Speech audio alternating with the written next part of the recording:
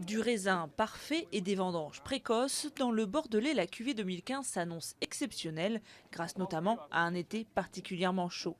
Les professionnels sont pourtant inquiets à plus long terme, car si les températures moyennes continuent d'augmenter, la qualité et le goût des grands vins pourraient se dégrader dans les années qui viennent. Et on voit aussi une élévation du degré d'alcoolique des vins, parce que les vins mûrissent plus et se concentrent plus. Si on laisse faire, on aura des vins plus riches, plus forts en alcool, ce qui n'est pas attendu par le marché. Donc on doit pallier à ça. Et le consommateur, quand il achète du Bordeaux, il s'attend à un vin qui n'est pas trop riche en alcool, qui n'est pas surpuissant.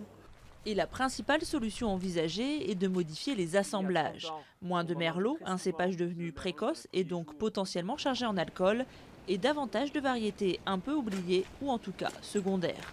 À moyen terme, disons à l'horizon 2030-2040, on peut se servir des ressources qu'on a en interne à Bordeaux, et notamment le Cabernet Sauvignon et le Petit Verdot, qui sont des cépages relativement tardifs par rapport au climat bordelais, même s'ils sont aujourd'hui déjà cultivés à Bordeaux, et donc qui vont mûrir de plus en plus facilement, et donc dont on peut augmenter les proportions dans les assemblages de vins de Bordeaux.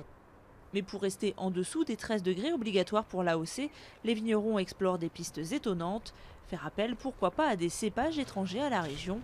Ils financent notamment une importante étude menée par l'Institut national de la recherche agronomique sur 52 cépages. Ici on a un cépage portugais, le Tinto Cao, qui est un cépage très intéressant parce que c'est un cépage qui rentre aujourd'hui dans l'assemblage des vins de Porto. Le climat de Porto ressemble au climat bordelais, c'est un climat atlantique parce qu'on est au Portugal, mais avec 2 ou 3 degrés de plus que le climat bordelais. Les scientifiques leur font subir toute une batterie d'analyses en laboratoire pour mesurer leur taux de sucre et leur pH à différents stades de maturation. Une vingtaine de variétés sont même vinifiées cette année pour apprécier le vieillissement sur la durée. Mais pas question pour l'instant de les mélanger à des vins sous appellation. L'AOC vin de Bordeaux est strictement définie. Bruxelles devrait se prononcer d'ici fin 2016 sur des expérimentations par les producteurs eux-mêmes.